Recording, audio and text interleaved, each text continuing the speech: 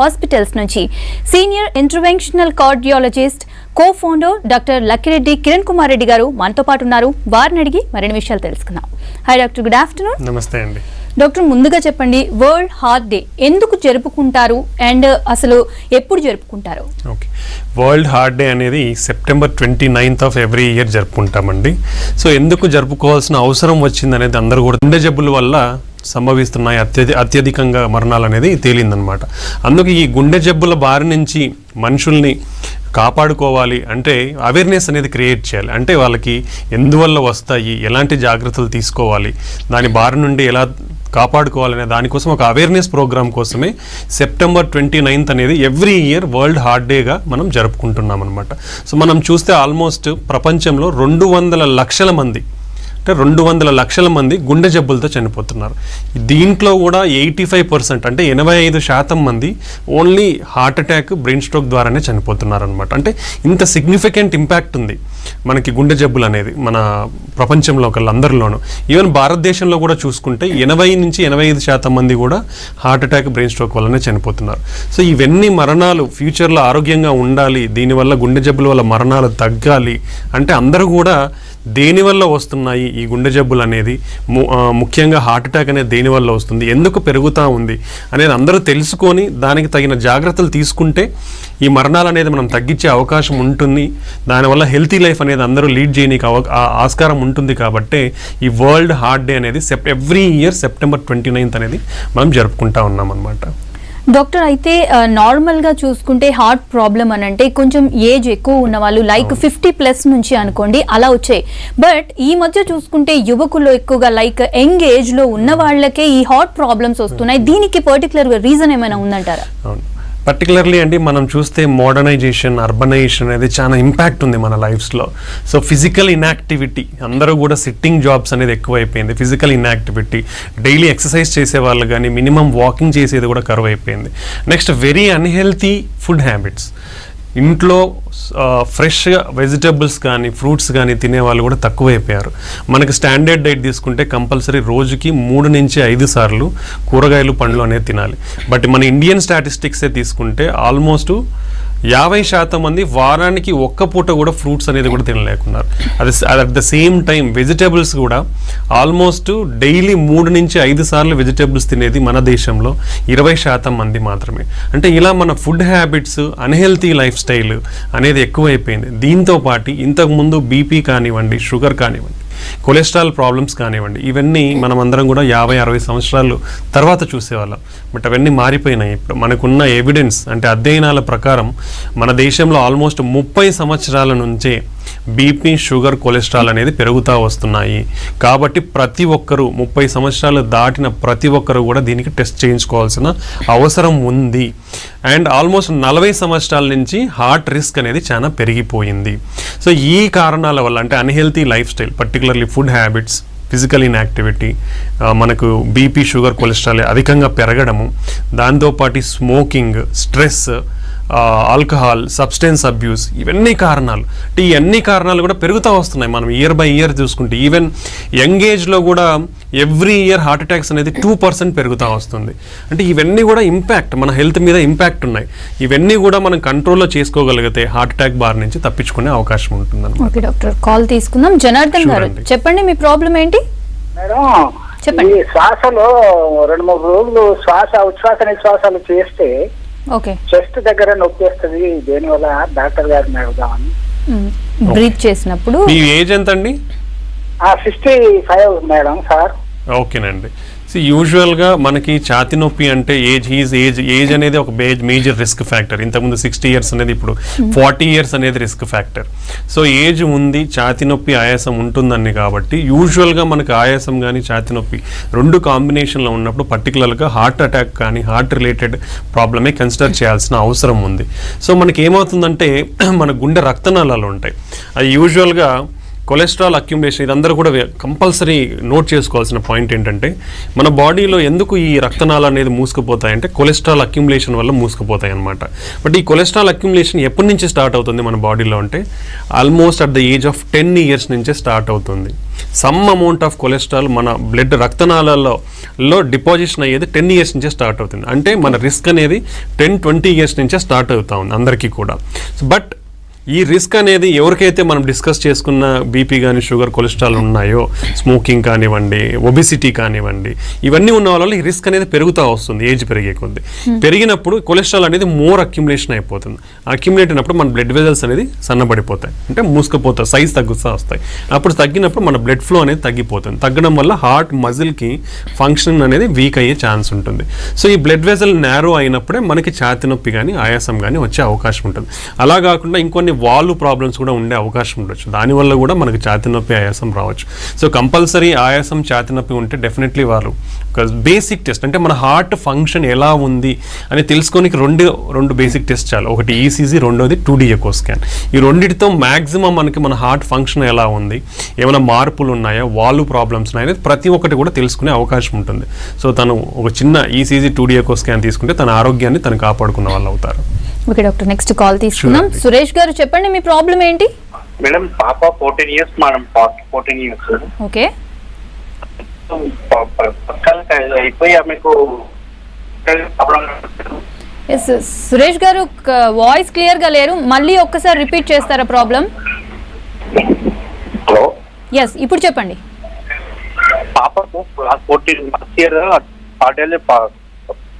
Problem అని చెప్పాను madam. Heart లో ప్రాబ్లం ఉంది. ఓకే, ప్రాబ్లం ఉందండి, అపేక్ష తక్కువ కొట్టుకుంటున్నది ప్రాబ్లం అని చెప్పాను మేడం. తక్కువ హార్ట్ బీట్ తక్కువ. ఓకే,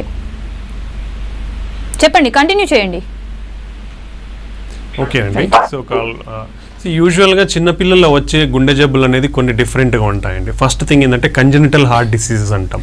దీంట్లో కూడా కామన్గా వచ్చేది హార్ట్ హోల్స్ అంటాం, ఏసైనటిక్ కంజనిటల్ హార్ట్ డిసీజ్ అంటాం. అంటే మన 2 గదులు ఉంటాయి మన గుండెలో, పైన 2 గదులు, కింద 2 గదులు అంటాం. పైన ఉన్న గదులని ఏట్రియా అంటాం, కింద ఉండే గదులని వెంట్రికల్స్ అంటాం.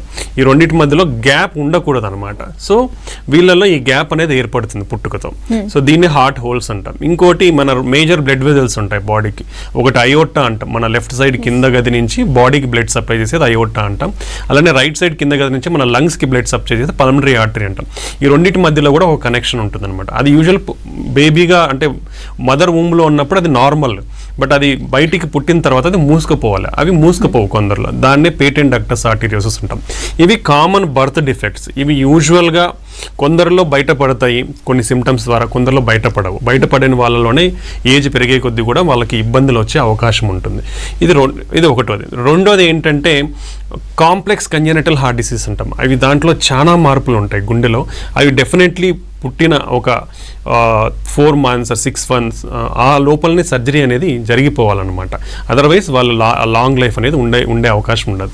నెక్స్ట్ ఇంపార్టెంట్ వచ్చేసి ఇన్ఫెక్షన్స్, వైరల్ ఇన్ఫెక్షన్స్ కానివ్వండి, ఏదైనా అయితే మయోకార్డైటిస్ డెవలప్ అయ్యే ఛాన్స్ ఉండొచ్చు. కొందరిలో ఈ మన గుండె రక్తనాళాలు కూడా ఉబ్బే అవకాశం ఉండొచ్చు, కవాసకి డిసీజ్ అంటాం.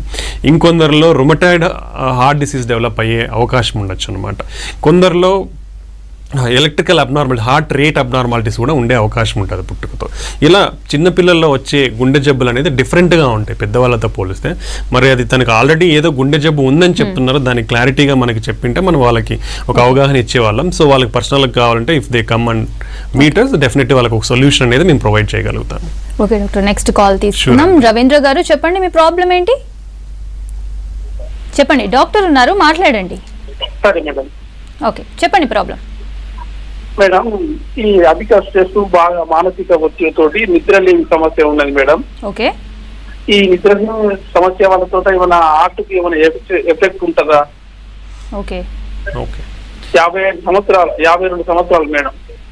ఓకే, డెఫినెట్లీ అండి. ఇప్పుడు ఎమర్జింగ్ రిస్క్ ఫ్యాక్టర్స్ అంటాం, అంటే మన గుండె జబ్బులకు కానివ్వండి, హార్ట్ అటాక్ రావడానికి ఎమర్జింగ్ రిస్క్ ఫ్యాక్టర్స్ అంటాం. ఇవి ఏంటంటే ఈ న్యూ ఎరా ఆఫ్ లైఫ్లో చూస్తే వర్క్ స్ట్రెస్, అంటే స్ట్రెస్ అంటే వర్క్ స్ట్రెస్ అనే కదా, any form of stress, like even if you're having some family stress, financial stress, psychosocial stress, everything is important. మనం స్ట్రెస్లో ఉన్నప్పుడు మన బాడీలో హార్మోనల్ చేంజెస్ జరిగి మన nervous system, sympathetic nervous systems అనేది యాక్టివేట్ అయ్యి మన బాడీలో చెడు కణాలు పెరిగి మన వాసోస్పాజం రక్తనాళాలు కొంచెం ముడుచుకునే టెండెన్సీ కానివ్వండి, బ్లడ్ క్లాటింగ్ టెండెన్సీ కానీ పెరిగే అవకాశం ఉంటుంది. So definitely any form of stress అనేది మనకి డేంజర్. అది 1 day 2 day ఉంటే ఇట్స్ ఫైన్, మేబీ తర్వాత రిలాక్స్ అయ్యి తగ్గిపోతుంది. బట్ ఆ స్ట్రెస్ని గిన కంటిన్యూస్గా కొన్ని మంత్స్ గిన తీసుకునే ఇది ఉంటే మాత్రం డెఫినెట్లీ వాళ్ళు అది తగ్గించుకునే మార్గాలు అయితే వెతుక్కోవాలి, దాని ఉపశమనాలు అయితే వెతుక్కోవాలి డెఫినెట్లీ. దీంతోపాటు దెన్ స్లీప్ అనేది కూడా చాలా ఇంపార్టెంట్. ఒక అడల్ట్ పర్సన్కి 30 నుంచి 60 సంవత్సరాల ఉన్న వాళ్ళకి definitely minimum 7 to 8 hours of sleep అనేది కంపల్సరీ. ఎప్పుడైతే ఈ నిద్ర కొరత ఉంటుందో వాళ్ళల్లో కూడా ఒత్తిడి అనేది ఎక్కువైపోయి వీళ్ళు కూడా గుండె జబ్బుల బారిన పడే అవకాశం డెఫినెట్లీ ఉండొచ్చు. దెన్ మనం చూస్తే ఎయిర్ పొల్యూషన్ కానివ్వండి, ఎన్విరాన్మెంటల్ పొల్యూషన్ అనేది కూడా డేంజర్. ఈవెన్ సౌండ్ పొల్యూషన్, దీనివల్ల కూడా మనకి గుండె జబ్బులు కానివ్వండి, హార్ట్ అటాక్స్ కానీ ఎక్కువయ్యే అవకాశం ఉంది. సో డెఫినెట్లీ స్ట్రెస్ అనేది కంట్రోల్ చేసుకునే విధానాలు లైక్ మెడిటేషన్ కానివ్వండి, యోగా కానివ్వండి, ఇవన్నీ ప్రాక్టీస్ చేయడం మంచిది. దెన్ స్లీప్ అనేది compulsory at least 7 to 8 hours of sleep per day అనేది అందరూ కూడా అలవర్చుకోవాలి. ఇప్పుడున్న గ్యాడ్జెట్స్, స్క్రీన్స్, ఈ మొబైల్ స్క్రీన్స్ కానివ్వండి, టీవీ స్క్రీన్స్ కానివ్వండి, ఇవన్నీ స్క్రీన్ టైం అనేది తగ్గించుకొని పడుకునే ముందర స్లీప్ హ్యాబిట్ అంటాం. అంటే అది చాలా ఒక 1-2 hours ముందర లైటింగ్ అనేది డిమ్ ఉండాలి, స్క్రీన్స్ చూడకూడదు.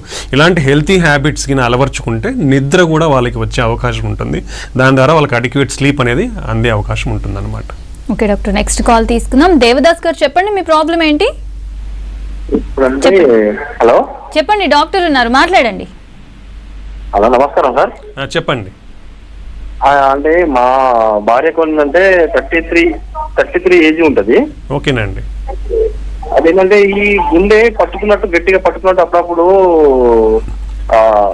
గుండె దగ్గరికి ఇలా పట్టుకున్నట్టు ఆ రకంగా అనిపిస్తుందని చెప్పన్నారు. 2D చూపించాము, ECG కూడా చూపించాము. అది నార్మల్ గానే ఉంది, కానీ కాకపోతే అది కండరాల నొప్పి అంటారు, గుండె మాత్రం గట్టిగా పట్టుకునే రకంగా ఉంటుంది అన్నట్టు. ఇది ప్రాబ్లం ఏంటి సార్? ఓకేనండి. సో 33 years యూజువల్గా అంటే యంగ్ ఏజే, బట్ వాళ్ళు ఆల్రెడీ ఈసీజీ స్కాన్ అయితే తీయించుకున్నారు, నార్మల్ ఉన్నారు. కాబట్టి మోస్ట్లీ హార్ట్ ప్రాబ్లం అనేది తక్కువ ఉండే అవకాశం ఉండొచ్చు. బట్ స్టిల్ వాళ్ళు మందులు వాడుతున్నా తగ్గట్లేదంటే నెక్స్ట్ లెవెల్ ఆఫ్ టెస్టింగ్ అనేది ఉంటుంది. సో మనం దానికే ట్రెడ్మిల్ టెస్ట్ అనేది చేస్తాం. సో ట్రెడ్మిల్ టెస్ట్లో ఏంటంటే కొన్ని చాలా విషయాలు తెలుస్తాయి మనకి. ఇప్పుడు ట్రెడ్మిల్ టెస్ట్ చేసినప్పుడు మనకి ఏదైనా లోపల బ్లాక్స్ ఉంటే మన బాడీకి కావాల్సిన బ్లడ్ ఫ్లో అనేది అందాలి. అంటే మనం ఎక్సర్సైజ్ కానీ వర్క్ చేసినప్పుడు మన బాడీకి కావాల్సిన బ్లడ్ ఫాస్ట్ కొట్టుకుంటుంది కాబట్టి కూడా దానికి తగ్గట్టు డిమాండ్ ఆ బ్లడ్ అనేది అందాలి. ఒకవేళ మనకి ఏదైనా బ్లాక్స్ ఉంటే అది అందే అవకాశం ఉండక మనకి సిమ్టమ్స్, పెయిన్ రావచ్చు, ఇబ్బంది, బ్రీతింగ్ డిఫికల్టీ రావచ్చు ట్రెడ్మిల్ టెస్ట్ చేసేటప్పుడు, లేదా మనకు ఈసీజీలో కొన్ని మార్పులు కనపడచ్చు. దెన్ మనకు బీపీ కూడా అబ్నార్మల్గా కనపడే అవకాశం ఉంటుంది. సో ఈ ఏ అబ్నార్మాలిటీస్కి ట్రెడ్మిల్ టెస్ట్లో ఉంటే దెన్ డెఫినెట్లీ మనకు ఏదో ఒక ప్రాబ్లం ఉంది అనేది అయితే సూచిస్తుంది అనమాట. దెన్ దాని ఫర్దర్ టెస్టింగ్ టీఎంటీ పాజిటివ్ అంటాం. పాజిటివ్ ఉన్నప్పుడు నెక్స్ట్ డయాగ్నోస్టిక్ ఏంటంటే coronary angiogram. Coronary angiogram is confirmatory. అంటే ఇలా మనకి ఏదన్నా సిమ్టమ్స్ ఉండి స్కాన్స్ నార్మల్ ఉండే అవకాశం కూడా ఉండొచ్చు. ఇలాంటి వాళ్ళలో కొందరు ట్రెడ్మిల్ కూడా నార్మల్గా ఉండే అవకాశం ఉండొచ్చు. బట్ యాంజియోగ్రామ్లో సిగ్నిఫికెంట్ ప్రాబ్లం ఉండే అవకాశం కూడా వచ్చు. అంటే ఇవన్నీ కూడా ఎలా అంటే మన వయసు ఎంత, రిస్క్ ఫ్యాక్టర్స్ ఏంటి, మన సిమ్టమ్స్ ఏంటి, తగ్గుతున్నాయా లేదా, ఫర్దర్ టెస్ట్. అంటే ఇవన్నీ ఒక కొలాబరేషన్గానే చూస్తాం. టెస్ట్ ఒకటే కదా, సిమ్టమ్ ఒకటే కదా అని మనం ఎప్పుడు కూడా చూడం అనమాట. ఇవన్నీ కొలాబరేట్గా చూసుకొని వీళ్ళకి ఫర్దర్ టెస్టింగ్ అవసరమా లేదా అనేది డిసైడ్ చేసి దాన్ని బట్టి ఆ టెస్టింగ్ ద్వారా వాళ్ళకి కరెక్ట్ ప్రాబ్లం ఉందా లేదని కనుక్కునే అవకాశం ఉంటుంది. సో వీళ్ళు ఈ ఈసీజీ స్కాన్ నార్మల్ ఉన్నాయి కాబట్టి ఫర్దర్ ట్రెడ్మిల్ టెస్ట్ అనేది ఒకటి చేయించుకొని, దెన్ 33 years అంటే మోర్ దెన్ 30 years వాళ్ళకి ఫ్యామిలీ హిస్టరీ ఏంటి ఉందా లేదా, హార్ట్ ప్రాబ్లమ్స్ అనేది చూసుకోవాలి. దెన్ కొలెస్ట్రాల్ లెవెల్స్ అనేది ఒకసారి స్క్రీనింగ్ చేయించుకోవాల్సిన అవసరం ఉంటుంది. ఇవన్నీ చేయించుకున్న తర్వాత నార్మల్గా ఉంటే ప్రాబబ్లీ సమ్ మజిల్ పెయిన్ కానీ, అంటే జనరల్గా మనం ఏ చిన్న వర్క్ చేసినా మజిల్ పెయిన్స్ కానీ ఎందుకు వచ్చే అవకాశం ఉండొచ్చు. ఈ టెస్టులన్నీ నార్మల్గా అయితే దెన్ వాళ్ళ మజిల్ పెయిన్కి ఏదైతే ఉందో లేదా గ్యాస్ ప్రాబ్లం ఉందో దానికి మందులు తీసుకుంటే తగ్గే అవకాశం ఉండొచ్చు. సో ఫర్దర్ టెస్టింగ్ చేయించుకుంటే మంచిది వాళ్ళు. ఓకే డాక్టర్, నెక్స్ట్ కాల్ తీసుకుందాం. రమేష్ గారు చెప్పండి, మీ ప్రాబ్లం ఏంటి? హలో సార్, నా పేరు రమేష్ అండి, హైదరాబాద్ నుంచి. సార్ నాకేం లేదు సార్, అప్పుడప్పుడు లెఫ్ట్ హ్యాండ్ లో బర్నింగ్ వస్తూ ఉంటుందండి, లెఫ్ట్ వ్రిస్ట్ లో. ఆ వ్రిస్ట్ నుండి ఆ బర్నింగ్ కాస్త మీదికి షోల్డర్ నుంచి హార్ట్ వరకు ఇట్లా అండర్ షోల్డర్, అండర్ ఆర్మ్స్ నుంచి ఇలా. నా ఏజ్ 46 అండి. ఓకే, సో 3 years బ్యాక్ వచ్చింది సార్. అట్లా ఒకసారి ఎమర్జెన్సీలో కూడా జాయిన్ అయ్యాను, ఏం ప్రాబ్లం లేదన్నారు. సో తర్వాత కార్డియాలజిస్ట్ కూడా చూపించుకున్నాను. కార్డియాలజిస్ట్ కూడా ఏమనలేదు, ట్రెడ్మిల్ టెస్ట్ పెట్టాడు, అంతా నార్మల్ వచ్చింది. కార్డియాలజిస్ట్ ఏమన్నా అంటే నీకు న్యూరో యాంగ్జైటీ ఉంది, సో ప్రికబ్లిన్ కాన్కర్ టాబ్లెట్లు ఇచ్చాడు, అవి వాడుతున్నాను, నార్మల్ గా ఉంది. కానీ ఆ బర్నింగ్ అనేది ఎందుకు వస్తుంది అనేది తెలియట్లేదు. బ్రెస్ట్ నుండి పై వరకు బర్నింగ్, విపరీతమైన బర్నింగ్ వస్తుంది. ఆ బర్నింగ్ వస్తుందంటే బీపీ ఎక్కువ ఉన్నట్టు, కానీ బీపీ జనరల్ గా నార్మల్ ఉంటుంది, 120/80 ఉంటుంది. ఆ బర్నింగ్ వచ్చినప్పుడు ఏదైతే మన యాంగ్జైటీ ఫేస్ చేసేటప్పుడు ఈ ప్రాబ్లం వస్తుంది, లేకపోతే నార్మల్ గానే ఉంటుంది. ఓకేనండి. సో బేసికలీ తను చెప్పిన సిమ్టమ్స్ ప్రకారం సో ఓన్లీ లెఫ్ట్ హ్యాండే లాగడము, దాని బర్నింగ్ సెన్సేషన్ అంటే ప్రాబబ్లీ పారాస్థీషియాస్ అంటాం అవి. సో నరాల ప్రాబ్లం ఉండే అవకాశం ఉంది. ఈసీజీ స్కాన్, ట్రెడ్మిల్ టెస్ట్ అన్ని నార్మల్ ఉన్నాయి కాబట్టి మోస్ట్లీ ఇది.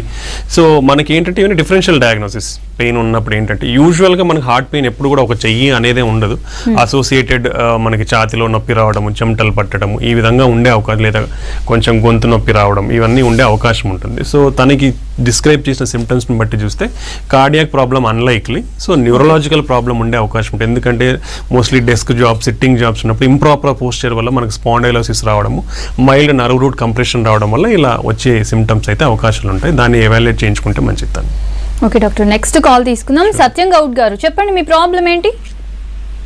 సార్ నమస్తే. సార్ నమస్తే అండి. సార్ ఇది హార్ట్ అనేది ఫుడ్ విషయంలో ఏమైనా కంట్రోల్ ఉండాలా ఎలా? మరి ఇంకోటి ఏంటంటే ఇప్పుడు సిమ్టమ్స్ హార్ట్ వచ్చే ముందు ఏమైనా బీపీ హై రేంజ్ తక్కువ రావడం ఏమన్నా దీనికి ఏమైనా మూల కారణం ఉంటుందా? లేకపోతే దీని విషయాలు కొద్దిగా ఎడమ హ్యాండ్ ఇట్లా గుంజుస్తే దానికి ఏమన్నా సొల్యూషన్ ముందు జాగ్రత్తగా ఏమో టాబ్లెట్ వేసుకుని ఉంటుందట అవకాశం, అది ఏమన్నా దాని గురించి వివరించి చెప్పగలరు? ఓకేనండి. సో తను అడిగింది ఏంటంటే ఫుడ్ విషయంలో డెఫినెట్లీ జాగ్రత్తగానే ఉండాలండి. మెజారిటీ ఇప్పుడు మనం చూస్తే ఎన్ని హోటల్స్ రోజు రోజుకి ఎన్ని వస్తున్నాయో చూస్తున్నాం, but at the same time adulteration ఎలా జరుగుతుందని కూడా మనం ఈ మధ్యకాలంలో మీడియాలో ఎన్ని టాప్ హోటల్స్లో కూడా అడల్ట్రేషన్ అనేది ఎక్కువ ఉందనేది చూస్తున్నాం. So always home cooked food అనేది చాలా కంఫర్ట్ అండ్ వెరీ సేఫ్. మనం ఆల్రెడీ డిస్కస్ చేసినట్లు రోజుకి అట్లీస్ట్ ఫుడ్ విషయంలో గుండె పదిలంగా ఉండాలంటే కంపల్సరీ గ్రెయిన్స్ ఏవైతే unrefined grains, unrefined rice or unrefined wheat, దాని ద్వారా ఉండే ప్రోడక్ట్స్ తీసుకోవాలి.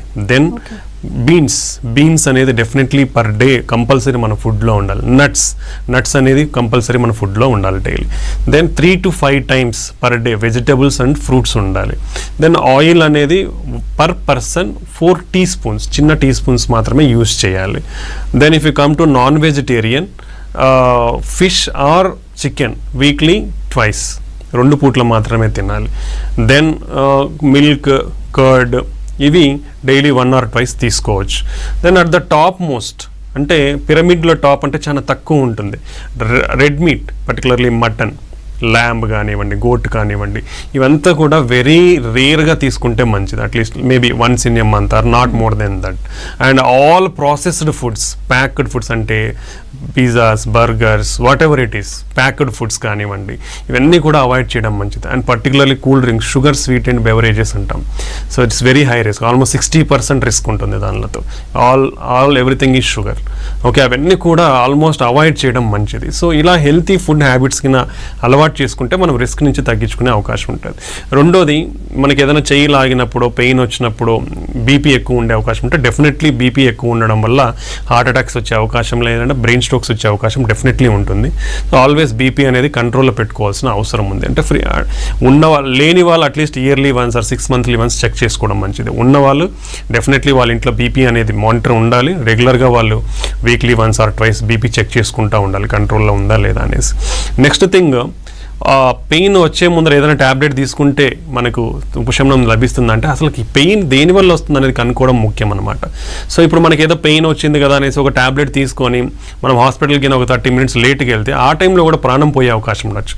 సో ఒకవేళ సిగ్నిఫికెంట్ భరించరాని ఛాతి నొప్పి ఉండి, చెయ్యి గుంజడం ఉండి, చెమటలు పట్టడం ఇలాంటిది ఉంటే, అంటే పెయిన్ పెరుగుతా, ఇంటెన్సిటీ, సివియారిటీ పెరుగుతా పోతుంది, తగ్గట్లేదు, అలానే ఉంది అన్నప్పుడు నిర్లక్ష్యం చేయకుండా, నెగ్లెక్ట్ చేయకుండా ఇమీడియట్గా మన చుట్టుపక్కల ఎక్కడైనా డయాగ్నోస్టిక్ సెంటర్ కానీ చిన్న నర్సింగ్ హోమ్ కానీ లేదా చిన్న క్లినిక్ కానీ ఉంటే చాలా చోట్ల ఈసీజీ తీసే అవకాశం ఉంటుంది. అలాంటి దగ్గరికి పోయి ఒక ఈసీజీ తీయించుకుంటే మనకు హార్ట్ అటాక్ ఉందా లేదా అనే క్లారిఫికేషన్ వస్తుంది. లేదనుకోండి డెఫినెట్లీ మీరు ఏ ట్యాబ్లెట్ తీసుకున్నా మీకు ఆ పెయిన్ రిలేటెడ్ తగ్గే అవకాశం ఉంటుంది. ఉందంటే మీరు కరెక్ట్ అయిన ప్రదేశానికి రెఫర్ చేయబడతారు కాబట్టి మీ ప్రాణాన్ని మీరు నిలుపుకున్న వాళ్ళు అవుతారు. అదే మనం ఏదో ఒక ట్యాబ్లెట్ వేసుకుంటే పెయిన్ తగ్గిపోతుంది కదా, అరే నాకు ఏదో మజిల్ పెయిన్ ఉండొచ్చు లేదా గ్యాస్ట్రిక్ పెయిన్ మాత్రమే ఉండొచ్చు అని నెగ్లెక్ట్ చేసి ట్యాబ్లెట్స్ తీసుకొని వెయిట్ చేయడం వల్ల డెఫినెట్లీ మీరు ఎంత డిలే చేస్తే అంత రిస్క్ అనేది పెరుగుతుంది. సో డెఫినెట్లీ ఈ డిలే అనేది లేకుండా ఇమీడియట్గా ఒక ECG particularly more than 40 years risk factors BP, sugar, cholesterol ఇలాంటివన్నీ ఉన్న వాళ్ళు ఎప్పుడు కూడా నిర్లక్ష్యం వహించద్దండి. ఇమీడియట్గా పక్కనున్న ఏది దగ్గరలో ఉంటే దానికి పోయి ఒక ఈసీజీ తీయించుకోండి. మీ జబ్బు అసలు హార్ట్ అటాక్ రిలేటెడ్ ఏమైనా ఉందా నిర్ధారించుకోండి ఫస్ట్. అది నిర్ధారించుకున్న తర్వాతనే మీరు ఏదైనా ట్రీట్మెంట్ తీసుకోండి. దెన్ ఒకవేళ ఆల్రెడీ బీపీ, షుగర్ ఉన్న వాళ్ళు కొన్ని మందులు ఎకోస్ప్రిన్ కానీ ఇట్లా కొందరు వాడుతున్నారు, లేదా హార్ట్ అటాక్తో అఫెక్ట్ అయిన వాళ్ళు వాడుతుంటారు, ఆల్రెడీ స్టంట్ అయిన వాళ్ళు, బైపాస్, అలాంటి వాళ్ళలో ఏమైనా ఛాతీ నొప్పి విపరీతంగా వస్తే వాళ్ళ దగ్గర ఎనీవే బ్లడ్ థిన్నర్స్ ఉంటాయి కాబట్టి అవి టాబ్లెట్స్ వేసుకోవడం వల్ల వాళ్ళకి రిస్క్ అనేది తగ్గే అవకాశం ఉంటుంది. కానీ అలాంటిది ఏమీ వాడని వాళ్ళైతే ఇమీడియట్గా ఈసీజీ తీయించుకోండి. మీ రిస్క్ని తెలుసుకోండి ఫస్ట్, హార్ట్ అటాక్ రిస్క్ని. దాని తర్వాత అనేది ట్రీట్మెంట్ అనేది కరెక్ట్ ట్రీట్మెంట్ మీకు అందుతుంది. ఓకే డాక్టర్, నెక్స్ట్ కాల్ తీసుకుందాం. రాజు గారు చెప్పండి, మీ ప్రాబ్లం ఏంటి? చెప్పండి రాజు గారు, డాక్టర్ ఉన్నారు, మాట్లాడండి. డాక్టర్ గారు చెప్పండి. నాకు 2 years బ్యాక్ స్ట్రోక్ వచ్చిందండి. ఓకేనండి. 2 years బ్యాక్ స్ట్రోక్ వచ్చిందండి. చెప్పండి డాక్టర్ గారు. ఓకే, టీవీ వాల్యూమ్ తగ్గించి మాట్లాడండి. నాకు స్ట్రోక్ వచ్చింది. నా ఏజ్ 75 years. ఓకేనండి. అయితే స్టెంట్ వేసినారు. ఓకేనండి. ఇట్లా ఈ మెడిసిన్స్ ఎన్నాళ్ళు వాడాలండి? ఓకేనండి. ఇది అందరికి కూడా చాలా అనుమానాలు ఉంటాయి. ఒకసారి స్టంట్ వేసిన, బైపాస్ చేసిన ఆ మందులు అనేది లైఫ్ లాంగ్ వాడాలండి మీరు. ఎందుకంటే ఒకసారి హార్ట్ అటాక్ కానివ్వండి వచ్చిన తర్వాత మళ్ళీ హార్ట్ అటాక్ వచ్చే రిస్క్ చాలా ఎక్కువ ఉంటుంది. సో అందుకే ఒకసారి హార్ట్ అటాక్ వచ్చిన వాళ్ళు కానివ్వండి లేదా స్టంట్ కానీ బైపాస్ అయిన వాళ్ళు కానివ్వండి, ఈ మెడికేషన్స్ అనేది లైఫ్ లాంగ్ వాడాలి. పర్టికులర్లీ 2 మెడికేషన్స్, 1 బ్లడ్ థిన్నర్, ఇంకోటి కొలెస్ట్రాల్ తగ్గించే లోయరింగ్ డ్రగ్ స్టాటిన్స్. ఈ 2 కూడా లైఫ్ లాంగ్ వాడాల్సిన అవసరం ఉంది. రిమైనింగ్ మెడికేషన్స్ మీ రిస్క్ ప్రొఫైల్ని బట్టి ఉంటాయి. అంటే బీపీ ఉంటే బీపీ మందులు వేసుకోవాల్సిందే, షుగర్ ఉంటే షుగర్ మందులు వాడాల్సిందే. దెన్ హార్ట్ ఫంక్షన్ బట్టి కొన్ని డిసీజ్ మోడిఫైయింగ్ డ్రగ్స్ అనేది ఇస్తాం. సో హార్ట్ వీక్ ఉందంటే ఆ మందులు వాడుకోవాల్సిన అవసరం ఉంది. సో ఎవరికైనా హార్ట్ అటాక్ వచ్చిన తర్వాత స్టంట్ కానీ బైపాస్ అయిన తర్వాత కానీ మందులు అనేది లైఫ్ లాంగ్ వాడాల్సిన పరిస్థితి ఉంది. కంపల్సరీ లైఫ్ లాంగ్ వాడాల్సిందే. మీ డాక్టర్ సజెస్ట్ చేసినంత వరకు మీరైతే ఆ మందులు మానేయొద్దండి. సో గైడ్ లైన్స్ అన్నీ కూడా మనకి life long 1 lipid lowering drug అంటే కొలెస్ట్రాల్ తగ్గించే ట్యాబ్లెట్, 2ది బ్లడ్ థిన్నర్. ఈ 2 కూడా కంపల్సరీ లైఫ్ లాంగ్ వాడాల్సిందే. ఓకే డాక్టర్, నెక్స్ట్ కాల్ తీసుకుందాం. రమణ గారు చెప్పండి, మీ ప్రాబ్లం ఏంటి? చెప్పండి, డాక్టర్ ఉన్నారు, మాట్లాడండి. రమణ గారు, మీ ప్రాబ్లం ఏంటో చెప్పండి. Hello madam. ఎస్ చెప్పండి, డాక్టర్ ఉన్నారు. సార్ నమస్తే సార్. చెప్పండి సార్. అదే మా హస్బెండ్ కి కొద్దిగా good cholesterol and bad cholesterol 2 ఎక్కువ ఉన్నాయి సార్. అదే చెస్ట్ దగ్గర కొంచెం తిన్నది అరగట్లేదని అని. వయసు ఎంత? Age 33 sir. 33. ఓకే ఫైన్ మా.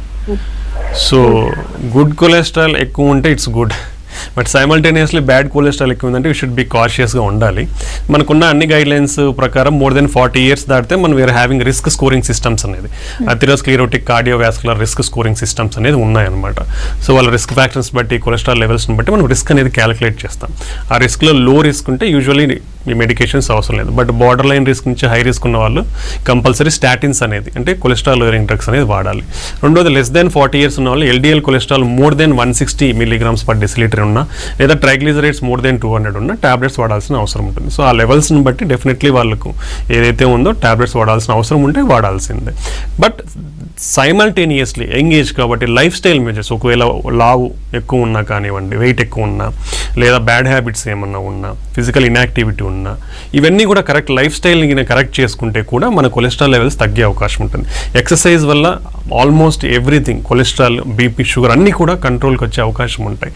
వెయిట్ తగ్గితే కూడా బీపీ, షుగర్ కంట్రోల్కి వస్తాయి. సో ఇలాంటి లైఫ్ స్టైల్ మెజర్స్ని కూడా కంపల్సరీ పాటిస్తే మందులు వాడే అవకాశం కూడా తగ్గించుకునే అవకాశం ఉండొచ్చు. Okay doctor, thank you doctor. Heart problems ఎందుకు వస్తాయి, ఎలా వస్తాయి, అండ్ రిస్క్ తగ్గించుకోవాలంటే ఎలాంటి జాగ్రత్తలు తీసుకోవాలి అనే విషయాలు చెప్పారు. చాలా వాల్యుబుల్ ఇన్ఫర్మేషన్ ఇచ్చారు డాక్టర్. చెప్పండి. ఈ వరల్డ్ హార్ట్ డే సందర్భంగా as a cardiologist we want to create awareness, అంటే జనాల్లోకి అవగాహన తీసుకొని పోవాలనే ఉద్దేశంతో owners heart institute and owners robotic hospital వాళ్ళ తరపున చంపాపేటలో 5K రన్ అనేది ఆర్గనైజ్ చేయాలి. సో ఎవరైతే హెల్తీ హ్యాబిట్స్ అనేది అలవాటు లేదో అట్లీస్ట్ ఈ వరల్డ్ హార్ట్ డే నుంచి సెప్టెంబర్ 29 నుంచి టేక్ ఎన్ యాక్షన్. అంటే ఎవ్రీ హార్ట్ డే ఒక థీమ్ ఉంటుంది మనకి వరల్డ్ హార్ట్ డే. సో ఈ వరల్డ్ హార్ట్ డేకి మనకి ఉన్న థీమ్ ఏంటంటే మీ హృదయాన్ని వాడి మీ గుండె యొక్క ఆరోగ్యాన్ని కాపాడుకోండి అనేది మన వరల్డ్ హార్ట్ డే థీమ్. దీంతో కూడా ఇది చాలా ఇయర్స్ నుంచి మనం ఇలా ఎడ్యుకేట్ చేస్తున్నాం, అవేర్నెస్ క్రియేట్ చేస్తున్నా కానీ ఈ ఎఫెక్ట్ అనేది లేకపోవడం వల్ల సో వరల్డ్ హార్ట్ ఫెడరేషన్ అనేది now it came with we demand now. So we're not requesting, we're demanding all the people.